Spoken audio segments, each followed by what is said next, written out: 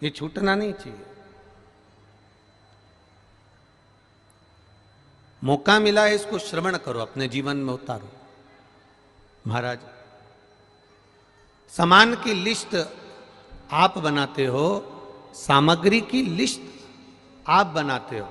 केवल एक लिस्ट ऐसी होती है जो तुम कभी नहीं बनाते हो, वो है तुम्हारी दवाई की लिस्ट। वो लिस्ट दूसरा बनाता है, डॉक्टर बनाता है, कोई दूसरा बनाता है, वो लिस्ट तुम नहीं बनाते। उसी तरह तुम्हारे कर्म की लिस्ट बना सकते हो कि तुमने कैसा कर्म करा है, पर भाग्य की लिस्ट तो मेरा महादेव ही बना पाता है। तू बच नहीं पाएगा। तुम्हारे कर्म की लिस्ट तुम बना सकते हो, अच्छा करा कि बुरा करा। आज की कथा में गुरुदेव ने बहुत सारी बातें बताई हैं। उसमें पहला टॉपिक है कि हम जो कर्म करते हैं उसका फल हमें कब कैसे मिलता है, कर्म कैसा होना चाहिए। तमाम बातें पहले गुरुदेव के ही मुख से हम जान लेते हैं, फिर हम जानेंगे वो महामंत्र जिसका स्मरण मात्र से हर दुख कट जाते हैं, सुख आने लगता है। तो चलिए गुरुदेव की कथा के माध्यम से ही हम उन्हीं को सुनते हैं। इस कथा के माध्यम से वो हमसे कितने ज्ञान की बातें बता रहे हैं, चलिए उन्हीं को सुनते हैं विस्तार से। झूठ बोला ना बोला, सत्य कहा ना कहा, उस कर्म की लिस्ट बनाने वाले तुम हो। भगवान गीता में भी कहते हैं कर्म किए जा, कर्म करो। हम भी आपसे कहते हैं कर्म करो, करो कर्म, जाओ। जिस कार्य को करने जा रहे हो उस कार्य को लगनता से करना, दिल से करना। और जब तुम लगनता से करोगे, दिल से करोगे, तो निश्चित है उस कार्य में सफलता जरूर मिलेगी, उसको कोई रोक नहीं सकता। पर बहुत अरमान रखकर नहीं, भीतर अरमान वो होना चाहिए कि मेरा बाबा, मेरा राम, मेरा कृष्ण, मेरा शिव जो देगा, मेरा बाबा जो मुझे प्रदान करेगा वो कम नहीं देगा, जो देगा वो बहुता में देगा और उसकी कोई होड़ नहीं हो सकती। जब वो देता है, सारे देव देते हैं, पल्ला झाड़ कर देते हैं। क्या देते हैं? पल्ला झाड़। सारे देव देते हैं तो पल्ला झाड़ कर देते हैं। तुम्हारे भाग्य में कितना लिखा है, कितना तुम्हारे को देना है, कितना कम देना है, कितना अधिक देना है, कैसा देना है, सारे देव देते हैं तो पल्ला झाड़ कर देते हैं। और मेरा महादेव देता है तो छप्पर फाड़ कर देता है। उसने देने में कोई कमी नहीं रखी, बस अपने भीतर थोड़ा सा संतोष रूपी धन होना चाहिए। एक गुरुजी के दो चेले थे। जजमान ने कहा तुम्हारे शिष्यों को हमारे घर में भोजन करने भेज देना। ठीक है, भेज देंगे। अब गुरुजी ने दोनों चेलों को भोजन करने के लिए भेजा। और भोजन करने के लिए जब गुरुजी ने भेजा तो दोनों से कह दिया अच्छे पेट भर कर खा कर आना हो, जो भी मिले उसको अच्छे से पाना, प्रेम से पाना, आनंद से पाना। जो ज्यादा भाव खाता है वो बाद में ट्रेन में बैठ के बड़ा पाव खाता है। तो गुरुदेव की कथा में आगे हम जानेंगे, उनकी कथा के माध्यम से ही, कि मनुष्य को ज़्यादा अहंकार में नहीं रहना चाहिए। ये अहंकार विनाश का कारण होता है। तो चलिए उन्हीं के मुख से सुनते हैं पावन कथा के माध्यम से। इसीलिए गुरुजी अपने चेले से कहते हैं कि थोड़ा सा सावधानी से जाना, जैसा मिले वैसा पाना, नखरे नहीं करना, अच्छे से रहना, प्रेम से रहना। शिष्य दोनों चल दिए। अब गुरुजी से शिष्यों ने पूछ लिया किसके यहाँ जाना है? अरे वो नगर में सेठ है ना, बहुत पैसे वाला, बहुत धनपति, बहुत करोड़पति, बस उसी के यहाँ भोजन करने जाना।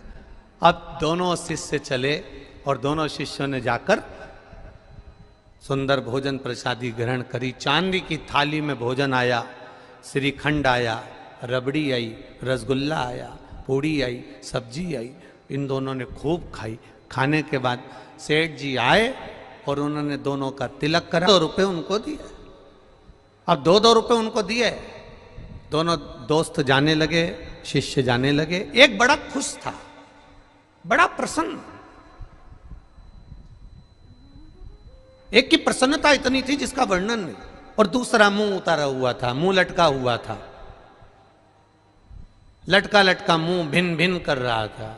काय का सेठ, काय का सेठ, बताओ। भिखारी 2 रुपया दिया। काय का सेठ, भिखारी 2 रुपया दिया। अब एक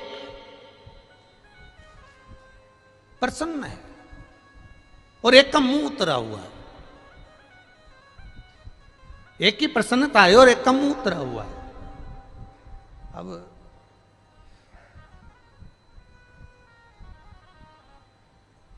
गुरुजी के पास गए तो गुरुजी ने देखा कि एक तो इतना खुश हो रहा है, इतना खुश हो रहा है, इतना खुश हो रहा है, और एक को देखो तो मुंह उतरा हुआ है। क्या बात है, इसको दक्षिणा ज्यादा मिली है क्या? इसको दक्षिणा ज्यादा मिली है क्या? नहीं नहीं, गुरुजी मुझको भी 2 रुपए मिले हैं और इसको भी 2 रुपए मिले, तो तेरा मुंह क्यों उतरा हुआ है? अरे गुरुजी पूछो ही मती, चांदी की थाली में खाना खिलाया, पूड़ी रबड़ी श्रीखंड सब दिया, पर दक्षिणा तो देखो कितनी दी, 2 रुपए। अब गुरुजी ने दूसरे से पूछा कि तू इतना खुश क्यों हो रहा है, तुझे दुख नहीं हो रहा? अरे गुरुजी, सेठ जी के घर गया, जिंदगी में आज तक चांदी की थाली में खाना नहीं खाया था, खाना खाया, श्रीखंड रबड़ी खाई, और गुरुजी वो सेठ जो कभी किसी को 1 रुपया नहीं दे, उसने मुझे 2 रुपए दिए, इससे बड़ी खुशी जिंदगी की नहीं हो सकती। जो कभी किसी को 1 रुपया ना दे, वो मुझे 2 रुपए दे रहा है, जिंदगी की इससे बड़ी खुशी नहीं हो सकती। तो गुरुजी ने दूसरे चेले से पूछा कि अरे तुझे दुख क्यों हो रहा है? अरे गुरुजी पूछो ही मती, मैंने तो सोचा था इतना करोड़पति चांदी की थाली में जब भोजन करा रहा है, इतना अच्छा अच्छा खाना खिला रहा है, तो मेरा मन। आगे कथा में गुरुदेव ने हमें समझाया है कि लोभ विनाश का कारण होता है, तो लोभ ना करते हुए कर्म किए जाए, कर्म से जो प्राप्त हो उसी में संतुष्ट है। चलिए गुरुदेव के मुख से ही हम सुनते हैं कथा के माध्यम से। कहता है कि ये जरूर दक्षिणा में 100 रुपए तो देगा। बस हमारे दुख का कारण यही है कि हम इतनी अभिलाषा लेकर चलते हैं, वो थोड़े में हम संतुष्ट नहीं हो पाते कि जो मिला वो परमात्मा की कृपा से मिला है। करो आदर, करो सम्मान, करो सत्कार। तुम लोग खड़े हो जाते हो ना, इसलिए आस्था वाले तुम्हें दिखाना बंद कर देते हैं। बार बार तुम लोग हाथ हिलाते हो।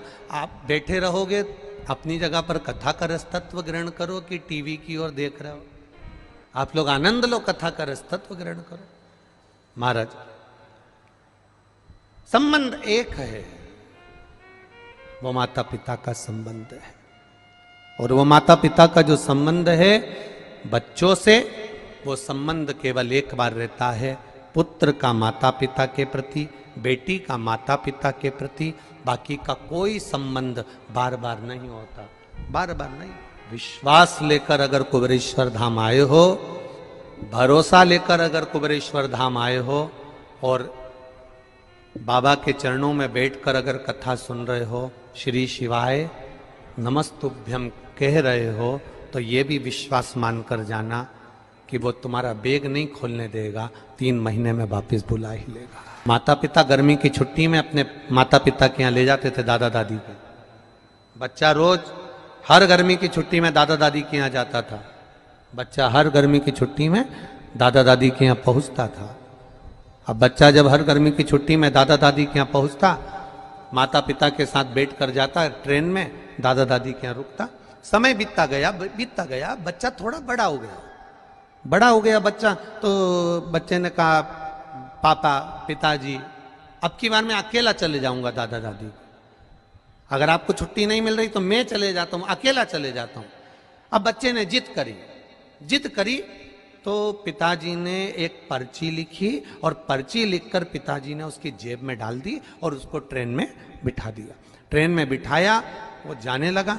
अकेला जिंदगी में पहली बार गया था, पहली बार घर से बाहर निकला था। अब पर्ची डालकर जेब में पटक दी और उसको वो चल दिया। ट्रेन में बैठा।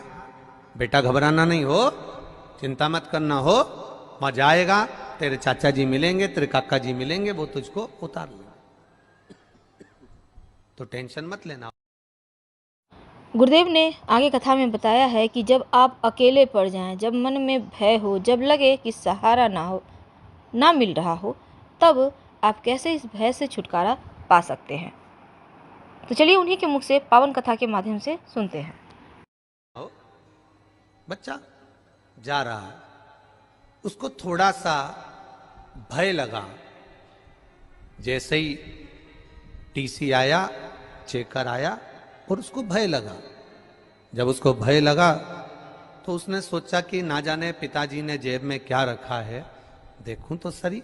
और उसने जेब में से पर्ची निकाली और पर्ची निकाल कर जेब में से पढ़ा तो उस पर्ची में लिखा था, चिंता मत कर, बैठे रहे, मैं पीछे वाले डब्बे में बैठा हूं, तो टेंशन मत ले। बच्चा निर्विज्ञ हो गया। अब बच्चे को रत्ती भर की चिंता नहीं है। अभी टेंशन था, अभी चिंता थी।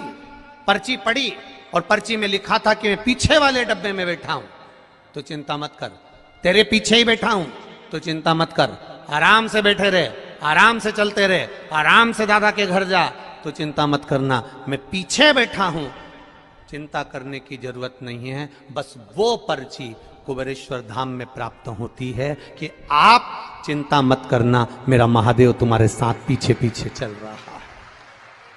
अकाल मृत्यु वो मरे जो काम करे चंडाल का, काल उसका क्या बिगाड़े जो भक्त हो महा। कोई बहन, कोई मिलिट्री में उनके पति हैं, उनके साथ आई हुई है और वो जहां हम कक्ष में हैं उस कक्ष के आगे टिक कर बैठी थी और उसकी बात चल रही थी। तो वो बात में कह रही थी कि गुरुजी ने रुद्राक्ष वितरण, उसके पति ने कहा कि सबको सूचना दी कि रुद्राक्ष के लिए आना, और गुरुजी ने रुद्राक्ष वितरण नहीं किया, बंद कर दिया कारणवश। उसकी पत्नी के शब्द, उस मिलिट्री मैन की, उस धर्म पत्नी, कहीं पर बैठे होंगे वो दोनों, तो उस धर्म पत्नी के शब्द कितने सुंदर थे। शायद आपकी जिंदगी के लिए शब्द बहुत कीमती होगा। उसकी धर्म पत्नी ने एक ही शब्द कहा, आपको परेशानी हो रही है यहां बैठने में, आपको दिक्कत हो रही है यहां बैठने में? नहीं नहीं नहीं, क्या कहना चाहती है? अब रुद्राक्ष तो मिल ही नहीं रहा, भले ना मिले, मैं भोलेनाथ जी से ये कह कर जा रही हूं, मेरी जिंदगी में, मेरे बच्चों की जिंदगी में, मेरे पति की जिंदगी में कभी रुद्राक्ष की जरूरत ही नहीं पड़े, बस ऐसी कृपा करना। आगे कथा के माध्यम से गुरुदेव ने एक प्रसंग बताया है कि रुद्राक्ष की महिमा तो बहुत है, लेकिन जब शिव जी की आप शरण में आ जाते हैं तो रुद्राक्ष की भी आवश्यकता नहीं पड़ती, हर कष्ट वो हर लेते हैं। चलिए उन्हीं के मुख से सुनते हैं इस महिमा के बारे में। चर्चा चल, हमने कहा क्या सुंदर शब्द है, एक माता का ये शब्द जीवन को सार्थक करने वाला है। पुनीता उपाध्याय, ग्राम कारो, जिला बलिया, फोन नंबर ये, कहीं बैठी होंगी तो स्मरण करेंगे। मेरे भोले बाबा का क्या बखान करूं, जितना भी वर्णन करूं उतना कम है। आप भी हमारे साथ पत्र पढ़ा करो जो टीवी पर दिखाया जाता है, जितना वर्णन करूं उतना कम ही है। मैंने पशुपति व्रत किया था, जब 5वां व्रत पूरा होने पर रिजल्ट रेलवे का आने के लिए मैंने कहा था, क्योंकि पहले एग्जाम दे चुकी थे तो, परंतु उसमें पास नहीं हुए थे। अब की रेलवे का एग्जाम दिया तो मैंने पशुपति व्रत करा, बेलपत्र शहद का प्रयोग कर कर शिव जी को अर्पण करा और बाबा से विनती करी, बाबा ऐसी कृपा करना, ऐसी दया करना, ऐसी करुणा करना कि इनका रेलवे में हो जाए और बाबा की कृपा से जैसी 5वां पशुपति व्रत पूर्ण हुआ और बाबा की कृपा से उनका रेलवे में सिलेक्शन हो गया। ये शिव तत्व है, ये ओघड़ी है। हमारे सनातन धर्म के अंदर शंका का कोई काम नहीं होता। हमारे सनातन धर्म के अंतर्गत केवल विश्वास करा जाता है कि पत्थर की मूर्ति में भी धाम होता है।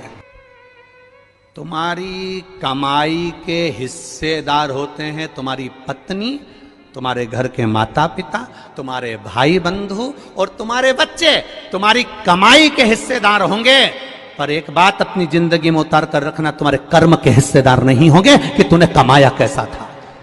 अब सुनना, पूरे भारत के लोग और पूरे देश विदेश में बैठे हुए जितने भक्त इस आस्था चैनल के माध्यम से कथा सुन रहे हैं, अब सुनिए। ये कथा में भिक्षुवर अवतार भगवान शंकर का हुआ है 14वें नंबर का। उस कथा को ध्यान से सुनना। 19 अवतार में से एक अवतार है और यह हम सब के लिए है आज शिवरात्रि के दिन कि दुनिया के लोग कहेंगे, फिर वो सत्यारथ मरा क्यों, फिर वो उसकी पत्नी को घड़ियाल क्यों खा गया, फिर उसका वैभव क्यों चले गया। कई लोग कहते हैं ये दुख क्यों आता है, तकलीफ क्यों आती है, कष्ट क्यों आता है, ये पूर्व कर्म का भोग है। फिर हमने शंकर जी को जल चढ़ाया, शिव जी की आराधना करी, शंकर को हमने पानी चढ़ाया, शंकर जी के मंदिर गए, शिवालय गए, देवालय गए, फिर उसका फायदा क्या हुआ, उसका लाभ क्या हुआ। तो फिर शंकर भगवान ने पार्वती जी से कहा अब उसका जल चढ़ाने का लाभ तुम देखो पार्वती, तुम देखिए। देवराज नाम का चोर ब्राह्मण था, ब्राह्मण कुल में जन्मा था, पर चोरी कर कर धन लाया, चोरी कर। आगे कथा में गुरुदेव ने बताया है कि दूसरे की चीज़ों पर कभी भी अपनी दृष्टि नहीं डालना चाहिए। आपके पास जो है उसी में संतुष्ट रहें। अगर आप चोरी भी कर कर लाते हैं तो किसके लिए, क्या वो आपके इस जो आपने चोरी किया है उस पाप का भागी बनेगा? पहले ये सोच विचार लें, फिर चोरी करें, नहीं तो उतने में ही मस्त रहे जितना भोले बाबा आपको दिए हैं। चोरी कब करता है? जब उसको बहुत सारे धन की जरूरत पड़ती है, जब तक वो चोरी नहीं करेगा। भगवान ने जितना बड़ा पेट दिया है ना, 1 बीता का दिया तो 1 बीता का, 2 बीता का दिया तो 2 बीता का, जितना बड़ा पेट दिया है भगवान ने उसको पेट दिया तो पेट भरने के लिए भगवान ने उसको भोजन भी दिया। ये पेट भरने की जवाबदारी तो मेरे भोलेनाथ की है, पर पेटी भरने की जवाबदारी मेरे भोलेनाथ की नहीं है। पेट जितनी जवाबदारी मेरे शंभू की है, पेट जितनी जवाबदारी मेरे शंकर की है, पेट जितनी जवाबदारी मेरे कुबेर भंडारी की है, पेट जितनी जवाबदारी है तो भरेगा वो। बस इस पेट से हटकर जब दूसरा कहीं काम, लोभ, आसक्ति, वासना, तृष्णा, देवराज के साथ हुआ क्या था? देवराज की पत्नी थी, बच्चे थे, जो पत्नी थी, बच्चे थे, उनके पेट भरने की जवाबदारी भी भोलेनाथ की थी। भोलेनाथ ने पेट भरा, पर दिक्कत कहां खड़ी हो गई? जब देवराज अपनी बुद्धि को भ्रष्ट कर लिया। बुद्धि कब भ्रष्ट हुई? जब देवराज ने एक सुंदर कन्या को देख लिया, सुंदर स्त्री को देख लिया, स्त्री के चक्कर में पड़ गया। स्त्री ने कहा मुझे सुंदर सोने का हार ला कर दो, उसने हार ला कर दिया। मुझे सुंदर ये सामान ला कर दो, उसने ला कर दिया। अब उसके पास जितना धन था उसने खर्च कर दिया, अब कहां से लाएगा? तो उसने फिर चोरी करना प्रारंभ करा। जब अति होने लगती है, जब किसी चीज की जरूरत ज्यादा पड़ने लगती है, तब वो चोरी करना प्रारंभ कर। इतना बड़ा मोबाइल था, इतना बड़ा, 1500 रुपए का था। अब किसी का रोड पे पड़ा हुआ दिखा, अब वो इतना बड़ा, कितना खुश हुआ।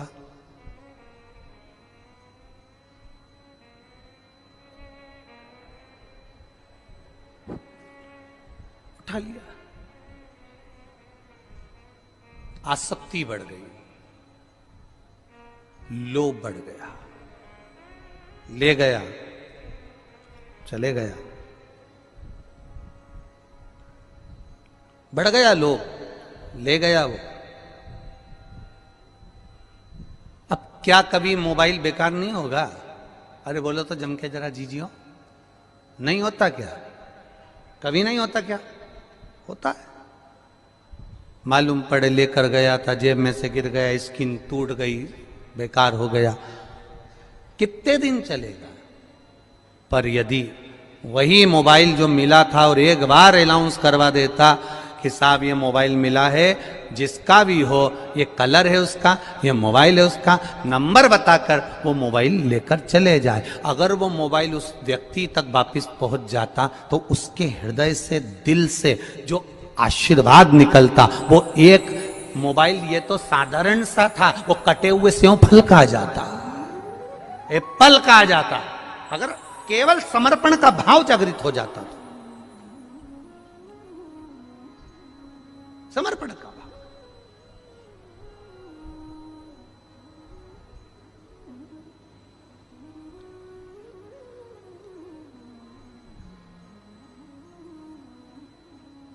महाराज फल क्या मिला? जल चढ़ाने का फल क्या है? शिव जी ने कहा देवराज की।